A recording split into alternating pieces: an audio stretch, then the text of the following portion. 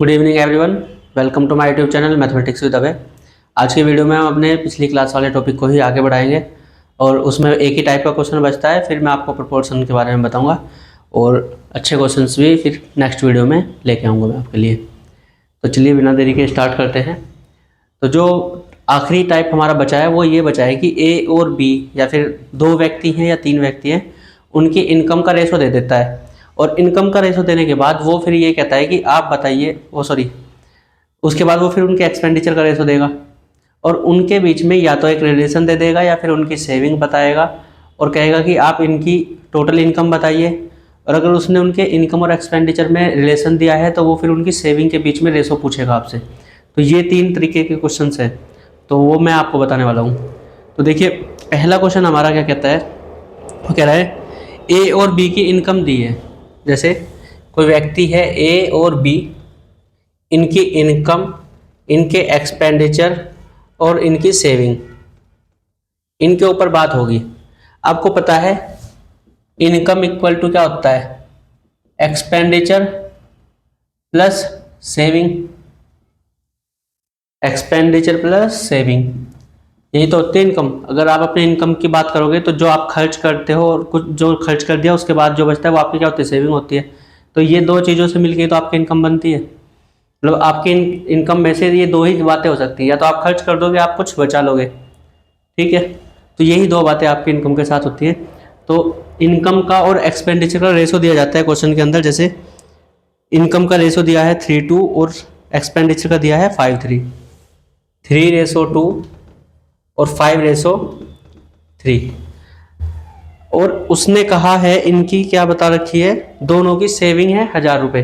ये भी 1000 रुपये बचाता है और ये भी 1000 रुपये बचाता है, ठीक है। और पूछा क्या गया है कि ए की इनकम बताइए। वो आपसे ए की इनकम पूछे, बी की पूछे, दोनों की इनकम पूछे, दोनों का खर्चा पूछ ले, कुछ भी पूछ ले, आपको निकालना पड़ेगा इनसे। तो इसके दो तरीके हैं करने के। एक तो बिल्कुल ट्रेडिशनल है, क्या करोगे आप, इनकम को क्या मान लो, पहले वाले की इनकम मान लो 3x है और दूसरे वाले की 2x है। अगर आप इनकम में से एक्सपेंडिचर को माइनस कर दोगे तो क्या बचेगा, सेविंग बचेगी। तो 3x है इनकम और सेविंग कितनी थी, 1000 रुपये। अगर सेविंग निकाल देंगे तो क्या बचेगा, आपकी एक्सपेंडिचर बचेगा। और एक्सपेंडिचर ए का है कितना, यहाँ पे 5 है। अपॉन में क्या करोगे, क्योंकि रेशो है तो A/B होता है। तो ये एक्सपेंडिचर का रेशो 5:3 है ना, तो ये आएगा कहाँ से, जब आप एक्सपेंडिचर निकालोगे तभी तो आएगा। तो ए का एक्सपेंडिचर ये हो गया, ए की सेविंग निकालनी है तो 2x में से 1000 को माइनस कर दो। 2x में से 1000 को माइनस करोगे तो यहाँ से ना x की वैल्यू आएगी और उस x की वैल्यू को पुट कर देना इसमें, सेविंग वो आपकी इनकम आ जाएगी जिसकी भी चाहिए। और अगर आपको क्या चाहिए, एक्सपेंडिचर बताना है, तो इनकम निकाल दोगे, उसमें से सेविंग माइनस करोगे तो क्या आ जाएगा, एक्सपेंडिचर आ जाएगा। ये इसका तरीका है करने का, बिल्कुल ट्रेडिशनल मेथड है। और इसके बाद मैं आपको एक क्रॉस मल्टीप्लिकेशन मेथड भी सिखाऊंगा जो छोटा करता है इस क्वेश्चन को, मतलब ये वाली कैलकुलेशन बचा देगा और बताऊंगा कैसे बचाता है, वो अभी देखिए। चलो पहले करोगे सोल्व तो ये 3 3 9x minus 3000 equal to 2 5 10x minus 5000। ये 9x उधर जाएगा तो 10x माइनस 9x, और ये 5000 इधर नेगेटिव है तो इधर आके कैसा हो जाएगा, पॉजिटिव हो जाएगा। 5000 माइनस 3000, तो x की वैल्यू क्या आ जाएगी, यहाँ से 2000 आ जाएगी। पूछा क्या था, ए की इनकम पूछा था। ए की इनकम है कितनी, 3x, तो 3x की वैल्यू पूछी है तो 3x कितना हो जाएगा, 3 2 6000 हो जाएगा, ठीक है। तो ये क्या होगा, एज इनकम हो जाएगी, एज इनकम। इस तरीके से निकलती है इनकम। अगर इसका एक्सपेंडिचर पूछ लेगा तो कैसे करोगे, पूरी इनकम 6000 है, 1000 रुपये बचाता है तो खर्च कितने के होंगे, 5000 के होंगे, ठीक है। देखिए अब कैलकुलेशन कैसे बचानी है वो देखिए जरा। कैलकुलेशन बचाने का तरीका होता है जिसको आप क्रॉस मल्टीप्लिकेशन मेथड बोल सकते हो। क्रॉस मल्टीप्लिकेशन मेथड क्या होता है, इसकी मल्टीप्लाई इधर करेंगे, ऊपर लिख लेंगे 3 3 9, इस 5 की मल्टीप्लाई इधर करेंगे, ऊपर लिख लेंगे 5 2 10, ठीक है। इसकी मल्टीप्लाई नीचे करेंगे, नीचे लिखेंगे 3000, इसकी मल्टीप्लाई इधर करेंगे तो क्या हो जाएगा 5000। जिधर नंबर बड़ा होगा उसके नीचे बड़ा ही आएगा। जब आप क्या करो, जब इनके साइन सेम हो, ठीक है, तो ऊपर इनका तो क्या करेंगे, डिफरेंस लेंगे 1, 9 और 10 का डिफरेंस 1, और इनका डिफरेंस कितना आएगा 2000 आएगा। तो ये 1 की वैल्यू कितनी होगी 2000 हो गई।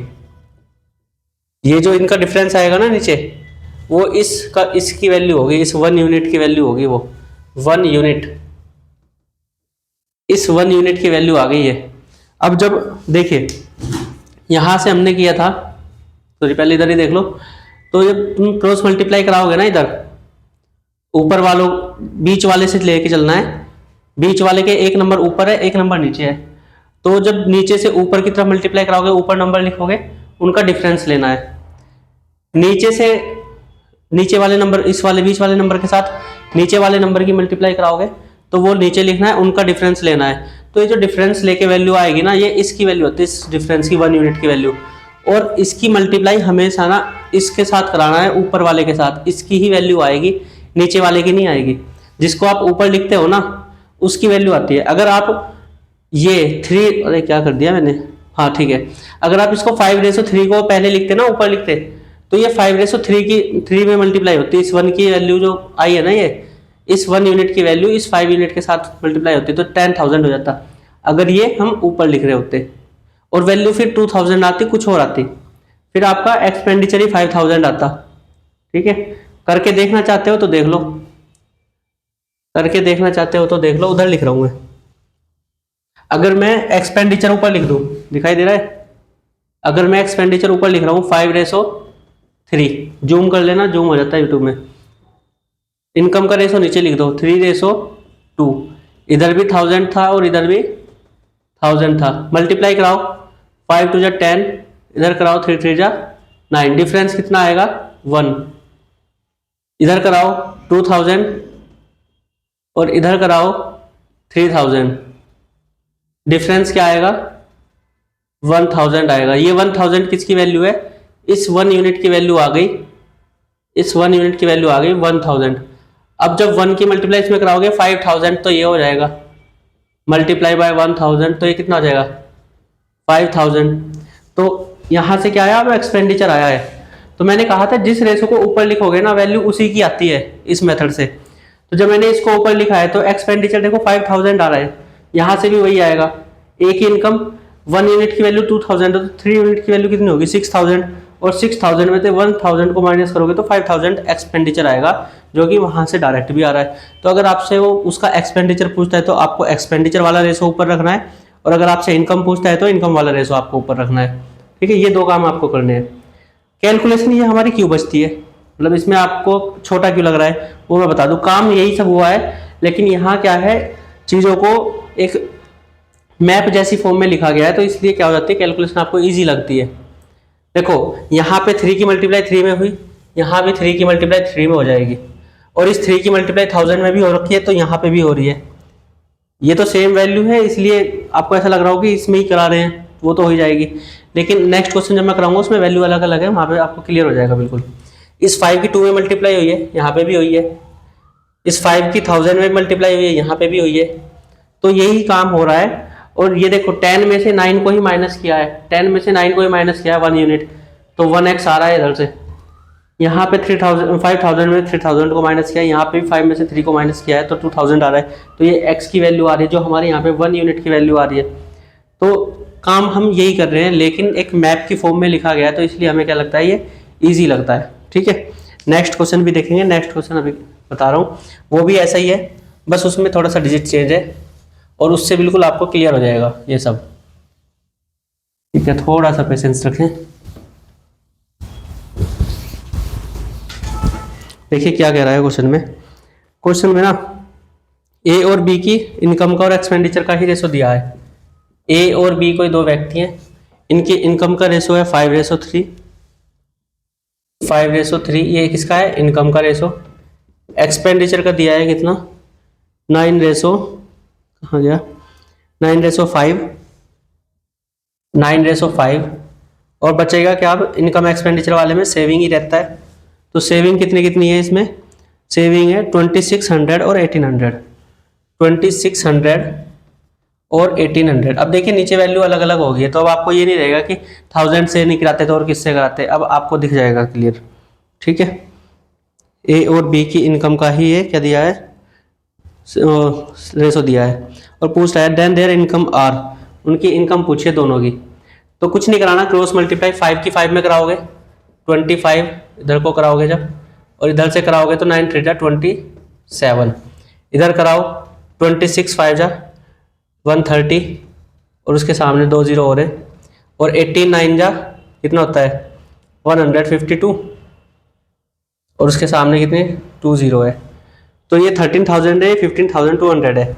हमें क्या करना है, डिफरेंस लेना है। तो डिफरेंस लोगे, इनका कितना है 2 है, और इनका डिफरेंस कितना है 2 2 0 0, 2200 है या 2200 के लो। और इसकी ये 2 यूनिट की वैल्यू होती है 2200, जो नीचे का डिफरेंस आता है ना और जो ऊपर का डिफरेंस आता है वो एक दूसरे के कोरस्पॉन्डिंग होते हैं, तो 1 यूनिट की वैल्यू आ जाती है ऊपर, क्योंकि ये रेशो है यहाँ पे, ये नंबर है एक्चुअल। तो हमें तो एक्चुअल वैल्यू निकालनी है। तो ये 1 यूनिट की वैल्यू कितनी है, 2 की वैल्यू हो गई इतनी, तो 1 की कितनी हो जाएगी 1100 हो जाएगी। तो ए की इनकम कितनी हो जाएगी, 1 यूनिट की वैल्यू है 1100, तो 5 की कितनी हो जाएगी, तो एज इनकम हो जाएगी 5 यूनिट में मल्टीप्लाई करा देंगे 1 यूनिट की, तो 5500 आ गया। और बी की इनकम कितनी हो जाएगी, 3 यूनिट है तो 3300 हो जाएगा। ठीक है, ये आएगा।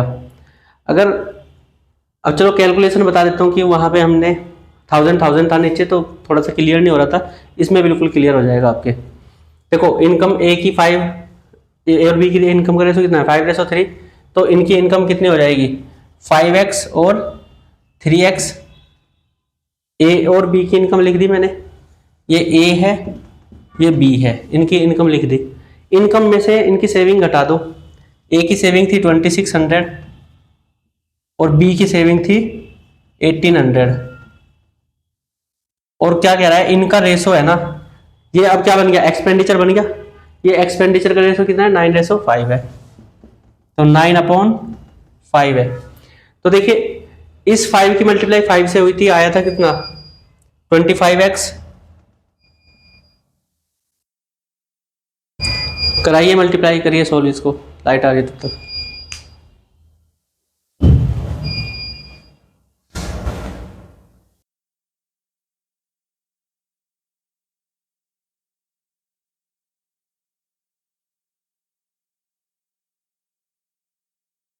देखिए 5 की मल्टीप्लाई हुई 5x से, यहाँ पे भी 5 की मल्टीप्लाई 5 से हुई थी, 9 की 3 से हुई है, तो इधर भी देखो 3 से ही होगी। पहले इससे कराओ 5 की 26 से, तो कितना आएगा 13,000 आएगा, अभी कराई थी। 5 की 2600 से ही हो रही है, और इधर भी इसी से हुई है। इस 9 की यहाँ पे किससे हुई है 1800 से हुई है, यहाँ भी इस 9 की 1800 से होगी। तो ये कैलकुलेशन बच जाती है बस क्रॉस मल्टीप्लिकेशन मेथड से। ठीक है, बाकी है ये, अब मैं आपको बताऊंगा प्रोपोर्शन के बारे में। ठीक है,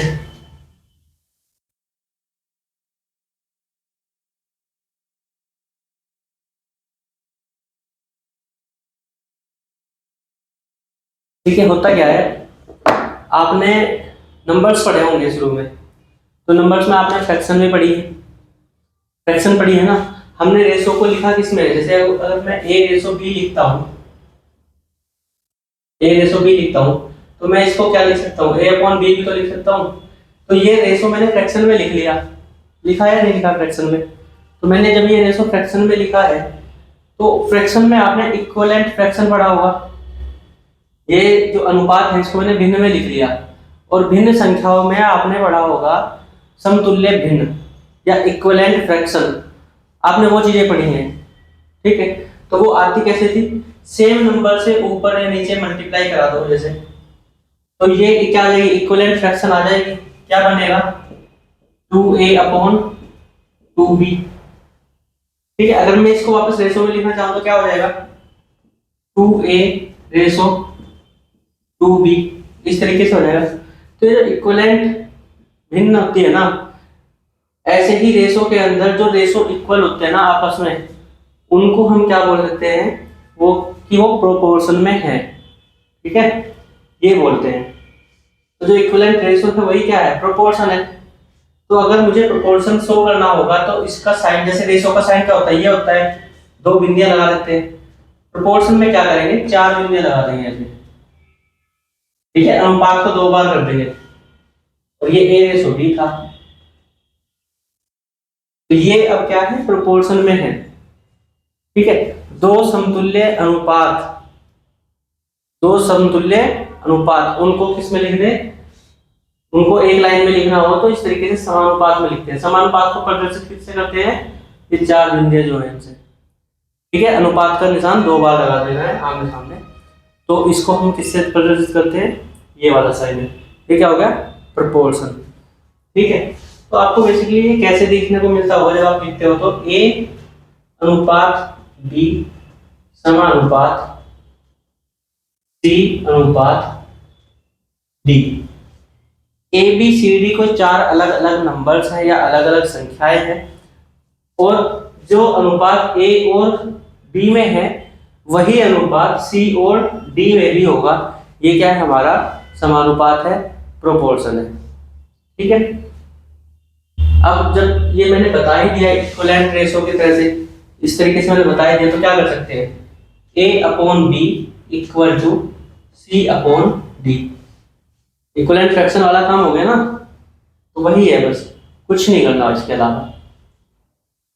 अब इसके अंदर वो क्या करता है कि ये चार संख्याएं हैं, चार में से तीन दे देगा, एक पूछ लेगा, ठीक है। और इनके ना उसने अलग अलग चीजें बताई हुई हैं। देखो ये जो बीच वाले दोनों नंबर हैं, इन दोनों का औसत अगर मैं करूं तो क्या हो जाएगा, मीन हो जाएगा। इनके लिए वो क्या करता है, मीन कहता है। अगर बस तीन संख्या उसने दी है, तीन संख्या उसने दी है, इस चौथी वाले के लिए वो क्या बोलेगा, फोर्थ, फोर्थ प्रोपोर्शन। इसके लिए वो क्या बोलेगा, चतुर्थ अनुपात। तृतीय अनुपात में वो क्या कहता है, तृतीय अनुपात में वो दो चीजें दे देगा, ए बी डी, ये वाले पूछ लेगा। ये क्या है, थर्ड प्रोपोर्शन है, थर्ड प्रोपोर्शन, ठीक है, थर्ड है। तो वो प्रोपोर्शन के क्वेश्चन में तीन ही तरीके के क्वेश्चंस बनते हैं, मीन प्रोपोर्शन, थर्ड प्रोपोर्शन और फोर्थ प्रोपोर्शन।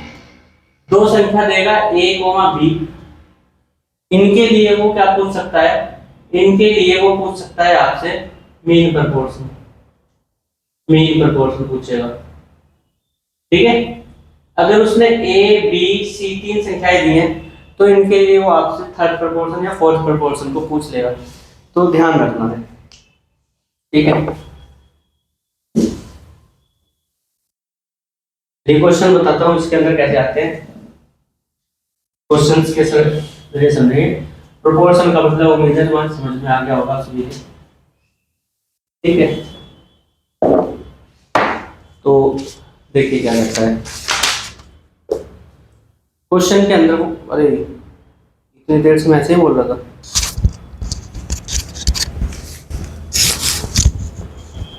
चलिए, तो आवाज़ पता नहीं आई होगी, नहीं आई होगी, आई होगी वैसे तो, ठीक है।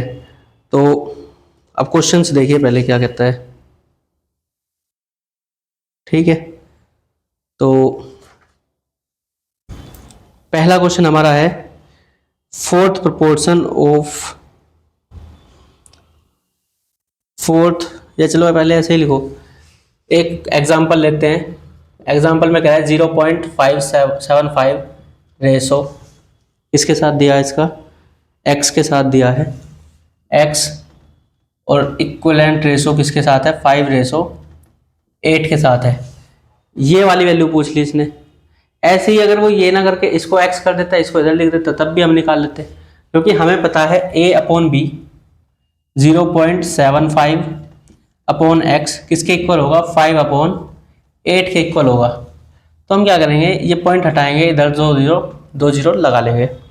अब हमें पता है 25 या 75, 25 दूनी 50 और ये 0, ठीक है। 4 दूनी 8 और 4 पंजे 20। हमें किसकी वैल्यू चाहिए, x की। तो x की उधर मल्टीप्लाई कराएंगे, पहले तो इसकी इधर कराओ, 3 × 2 अपॉन 5 इक्वल टू हो जाएगा x। एक लाइन मैंने छोड़ दी है, उसको लिखना चाहो तो लिख लो, उसको लिखना चाहो लिख लो, जो मैंने छोड़ दिए। क्रॉस मल्टीप्लाई कराएंगे, 3 × 2 इक्वल टू x × 5। ये वाली लाइन मैंने छोड़ दी थी, अब आपको समझ आ गई होगी। तो 3 × 2 = 6 अपॉन 5 की वैल्यू क्या हो जाएगी, x हो जाएगी, और ये क्या आएगा 1.2 आएगा, डिवाइड करोगे तो, ठीक है। तो ये क्या है, x की वैल्यू फाइंड करने के लिए वो बोल देता है, मतलब किसी भी एक टर्म को गायब कर देगा। ये वाली गायब कर दी, इसमें यहाँ पे नंबर दे देता, इधर से x लिख देता, ये दोनों दिए होते, इधर किसी में x लिख देता, तो इस तरीके से वो पूछ लेता है, ठीक है। अब इनको कई बार वो कैसे कहता है, लैंग्वेज में कहता है कि 3 संख्याएं हैं, बोलेगा संख्याओं को और कहेगा इनका चतुर्थ अनुपात निकालिए। देखिए जरा क्वेश्चन कैसे कहता है, 4th proportion to, चारों नंबर में लिख दूं पहले तीनों, 0.2, 0.12 एंड 0.3।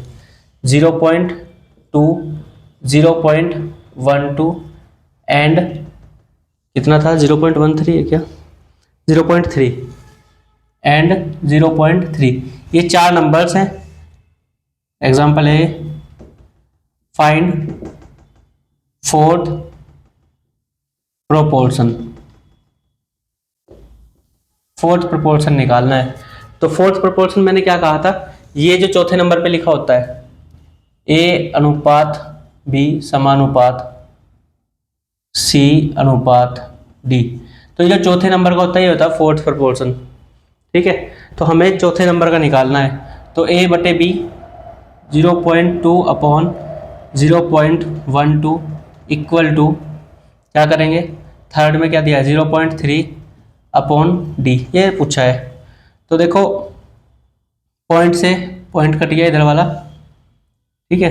अब इसकी मल्टीप्लाई इधर करा दो, 2D इक्वल टू 3 × 0.12, तो D की वैल्यू क्या हो जाएगी, 3 से मल्टीप्लाई करा लो इसकी, 12 3 36 होता है और 2 डिजिट बाद डेसिमल है, तो ये आएगा 0.36 और अपॉन में 2, तो D की वैल्यू क्या हो गई 0.18, ये क्या हो गया हमारा आंसर हो गया, ठीक है। तो इस तरीके से 4th proportion उसने पूछा है। 4th proportion के लिए कई बार आप क्या करते हो, फॉर्मूला भी लिख लेते हो डायरेक्ट, आपको ये ना करना पड़े, आप क्या यूज कर सकते हो, तो हम एक याद रखते हैं 4th proportion के लिए, ब्लू से लिख दूँ, D equal to BC upon A। तो देखिए BC अपॉन A ही हो रहा है, इसकी मल्टीप्लाई हमने किसके साथ कराई है, इसके साथ कराई है BC, तो देखना B और C ही हो रहा है, 3 × 0.12, तो ये 0.3 ही था, इसी से मल्टीप्लाई हुई है, और अपॉन में A ये है, इसी से हमने क्या कराया है, डिवाइड कराया है, तो यही तो काम हो रहा है। तो 4th proportion के लिए आप अगर इसको याद रख सकते हो तो याद रख लेना, नहीं तो इससे निकाल लेना, याद रखने के लिए कोई बर्डन वाली बात है नहीं, बाद में सब याद रह जाता है जब प्रैक्टिस करने लगते हैं। तो चलिए नेक्स्ट क्वेश्चन भी देखिए जरा, नेक्स्ट क्वेश्चन पे चलते हैं। नेक्स्ट क्वेश्चन में क्या है, कह रहा है 3rd proportion to 0.36 एंड 0.48। हमारे पास दो नंबर दिए हैं 0.36 एंड 0.48, और क्या पूछा है, 3rd proportion पूछा है, क्या पूछा है 3rd proportion, ठीक है। 3rd proportion ये पूछा है, तो देखना दो नंबर है, ये नंबर ऐसे हैं, अभी देखो जरा क्या कहते हैं, C/D। 3rd proportion की अगर मैं बात करूं तो वो कौन सा नंबर है, ये वाला नंबर है 3rd proportion, ठीक है। अगर ये दोनों A और B होंगे तो वो तो यही है, फिर तो इनको क्या करो, इक्विवेलेंट फ्रैक्शन निकाल लो कोई किसी नंबर से मल्टीप्लाई करके, ये काम तो हमें करना नहीं है। लेकिन अब ये जो ये दिया है ना, ये पहला और आखिरी नंबर है, ये पहला नंबर है और ये आखिरी नंबर, मतलब ए की वैल्यू गिवन है और डी की वैल्यू गिवन है और ये हमसे पूछी गई है, लेकिन हमें बी भी तो नहीं दिया। तो आपने गुणोत्तर श्रेणी पढ़ी होगी, उसमें आपने ए बी सी पढ़ते हो, ए बी सी। तो जो पहली दो संख्याओं का अनुपात होता है वही आखिरी की तीन, मतलब पहले पाद वाली संख्या का पहले वाली संख्या से जो अनुपात होता है वो उसमें सेम रहता है गुणोत्तर श्रेणी में। तो यहाँ पे भी वही चीजें वर्क करती हैं। जो बीच में संख्या आएगी ना, मतलब इन दोनों का जो अनुपात होगा, इधर भी कोई ऐसी होगी, तो ये और ये संख्या सेम हो जाती है। ये भी सी का काम करती है, ठीक है, ये भी किसका काम करती है, सी का ही काम करती है। तो कैसे आएगा, अब वो देखिए थर्ड प्रोपोर्शन कैसे आएगा इसका। इसका थर्ड प्रोपोर्शन आता है, एक थर्ड प्रोपोर्शन के लिए फॉर्मूला भी होता है वैसे तो, बी स्क्वायर अपॉन ए का, बी स्क्वायर अपॉन ए का, ठीक है। तो इससे हम निकाल लेंगे इसको, बी स्क्वायर अपॉन ए। तो क्या हमें बी ही दिया गया है, क्योंकि वो तो फोर्थ प्रोपोर्शन होता है, तो सी के लिए वो हमसे पूछता है, ठीक है। पूछा गया है थर्ड प्रोपोर्शन, तो इसको हम इसी से निकालेंगे, बी स्क्वायर अपॉन ए से। तो इसको दो बार लिखेंगे, ठीक है, मतलब हमने पहले भी और बाद में भी ये लिख दिया है और ये बी की वैल्यू हो गई, ठीक है। चलिए करिए, तो 0.48 मल्टीप्लाई 0.48 अपॉन 0.36, तो डेसिमल से डेसिमल हटाएंगे, 12 3 जा 36, 12 4 जा 48 और 3 से ये कटेगा 16 बार, मतलब 0.16 बार, और 16 चौका 64, 0.64। ये क्या हो जाएगा, थर्ड प्रोपोर्शन हो जाएगा आपका, ठीक है। ऑप्शन में भी है थर्ड प्रोपोर्शन। वैसे तो थर्ड प्रोपोर्शन यही होता है, लेकिन जब उसने दो नंबर दिए है ना, तब आपको ये ध्यान रखना है, ठीक है। तब आपको क्या करना है, ध्यान रखना है, ठीक है। ये वैल्यू उसने डी की नहीं दी है, ये ऐसे है,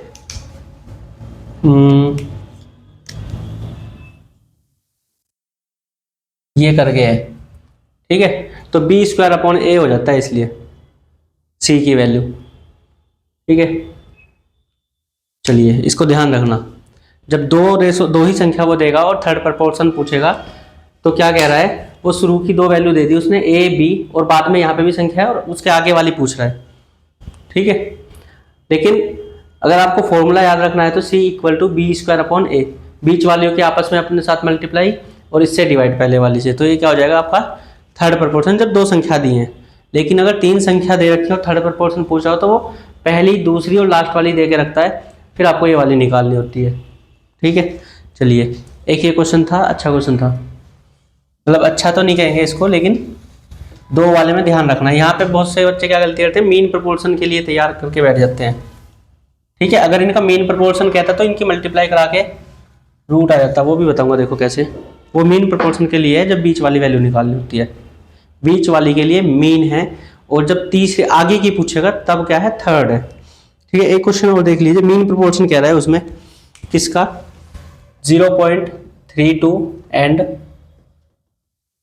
2, इन दोनों का, 0.32 एंड 0.02, 0.02, इन दोनों का उसने क्या पूछा है, मीन प्रोपोर्शन पूछा है, मीन प्रोपोर्शन। तो ये पूछा है उसने मीन प्रोपोर्शन। तो मीन प्रोपोर्शन क्या है, अभी संख्या लिख लो पहले, ए बी सी डी, ये क्या है, ये प्रोपोर्शन में लिख दो। मीन पूछा है तो मतलब मीन होते हैं बीच वाले, अब उसने पहली और लास्ट की दी है आपको, ये मीन के लिए था काम, ठीक है। ये वाली दी है और ये वाली पूछी है, अब ये बीच में एक ही संख्या है, ये काम होता है गुणोत्तर श्रेणी वाला, ठीक है। तो देखिए, अगर ये वैल्यू भी क्या हो जाए, बी हो जाए, ये वैल्यू भी क्या हो जाए, बी हो जाए, तब आपको बीच वाली संख्या निकालनी पड़ेगी, मीन निकालना पड़ेगा। तो यहां से क्या करते हैं, A upon B equal to B upon D, तो मल्टीप्लाई कराओ, A multiply D equal to B square, और अगर बी की वैल्यू चाहिए तो क्या हो जाएगा, रूट ए डी। तो यही आपका क्या होता है, मीन प्रोपोर्शन का फॉर्मूला भी होता है। तो कुछ नहीं कराना, इन दोनों की मल्टीप्लाई करा के उसका रूट ले दो, तो मीन प्रोपोर्शन क्या हो जाएगा, रूट के अंदर 0.32 मल्टीप्लाई 0.02 तो 32 दूनी क्या होता है, 64 होता है, 32 दूनी 64। और डेसिमल कितने बाद आएगा, 2 ये रहे और 2 ये रहे, तो 1 2 3 4 डिजिट बाद डेसिमल, और इसका लेंगे रूट। तो क्या होता है इसका रूट, 64 का 8 होता है, लेकिन यहाँ पे 4 डिजिट बाद डेसिमल था, तो इसका रूट लेते बार क्या हो जाता है, आधे में चली जाती है 0, तो 4 से आधा 2 होगा, तो 0.08 क्या हो जाएगा इसका मीन प्रोपोर्शन हो जाएगा। तो ये 4 तरीके के क्वेश्चन आते हैं, इनके अलावा इस पर क्वेश्चन नहीं आता है मीन प्रोपोर्शन के ऊपर। ठीक है, रेशो प्रोपोर्शन का एक क्वेश्चन मुझे आपको और कराना है जो अच्छा क्वेश्चन है, तो वो आप देख लेंगे एक बार।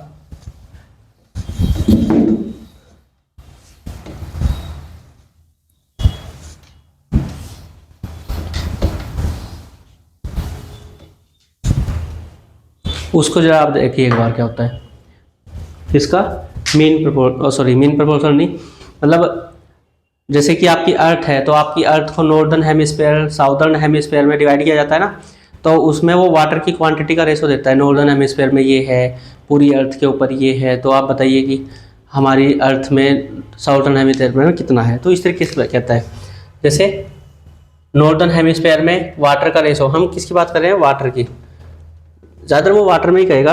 अगर ये 3:2 के अंदर है क्या, वाटर और लैंड का रेशो, वाटर और लैंड का रेशो कितना है, 3:2 है, और पूरी अर्थ पे कितना है, पूरी अर्थ के ऊपर 1:2 का है।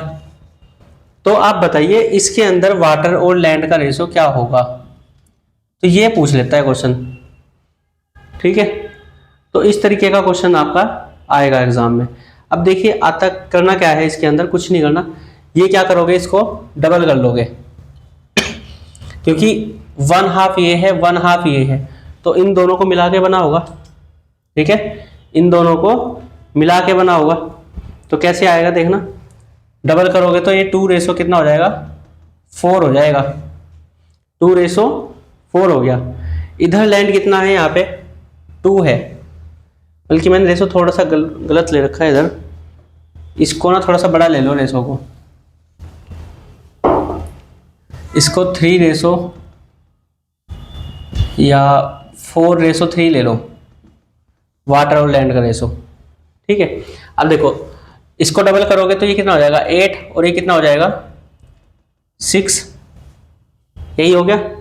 अब क्या करना है, क्योंकि ये क्या था, ये हाफ था, ये हाफ था, तो वो मिला के एक हो रहा था, या तो इसको 1 मान लो और इसको 1 मान लो, तो ये कितना हो जाएगा, पूरा मिला के 2 हो जाएगा। लेकिन ये रेशो भी किसका दिया है, 1 का ही दिया है, तो इसको रेशो को 2 बनाने के लिए 2 से मल्टीप्लाई कराई, तो यहाँ पे ये आ जाएगा, जो भी आएगा मल्टीप्लाई करा के, तो 2 से कितना ज़्यादा हो गया, 4 ज़्यादा हो गया, तो लैंड कितना हो गया इधर 4 हो गया। ये 3 से कितना ज़्यादा है, 5 ज़्यादा है, तो ये 5:4 का रेशो हमारा क्या हो जाएगा, वाटर लैंड का रेशो हो जाएगा आंसर। ठीक है, इस तरीके का क्वेश्चन भी पूछ लेता है। ये तो अर्थ के ऊपर था, वो किसी और में दे देगा, कह देगा कि बताओ एक स्कूल के अंदर 10th क्लास है और इसमें 2 सेक्शन है, सेक्शन ए और सेक्शन बी है। सेक्शन ए में बॉयज़ और गर्ल्स का रेशो, सेक्शन बी में बॉयज़ गर्ल का रेशो, और 10th क्लास में बॉयज़ और गर्ल का रेशो। अरे सेक्शन, चलो ठीक है, बॉयज़ और गर्ल का रेशो। तो यहाँ पे क्या कर रखा है उसने, इस बी को ना कुछ और ले लो, सेक्शन बी मत लो, सेक्शन 1 ले लो फर्स्ट और सेक्शन सेकंड। ठीक है, क्लास 10 सेक्शन 1 सेक्शन 2। तो ये देखो 10th क्लास को 2 सेक्शन में डिवाइड कर दिया। अब इसमें बॉयज़ और गर्ल का रेशो हो सकता है। ऐसे ही अर्थ में नॉर्दर्न सेमी और साउदर्न हेमिस्फीयर हो गया, इनको अलग अलग कर सकते हैं। तो ऐसे क्वेश्चन पूछे जाते हैं पेपर में। तो ये क्वेश्चन का एक टाइप है जो आपका अच्छा क्वेश्चन बनता है इसके अंदर, पेपर के अंदर, और ज़्यादा टाइम नहीं लगता, 30 सेकंड में ये क्वेश्चन हो जाता है। आपको भी इतना में ही करना है। ठीक है, चलिए आज की वीडियो को इतना ही रखेंगे। नेक्स्ट वीडियो में आपके लिए बहुत अच्छे अच्छे क्वेश्चन और एसएससी के आए हुए क्वेश्चंस में आपको कराऊंगा, मेंस तक के क्वेश्चन कराऊंगा। ठीक है, अच्छे लेवल के क्वेश्चन होंगे वो। आज के लिए इतना ही, थैंक यू।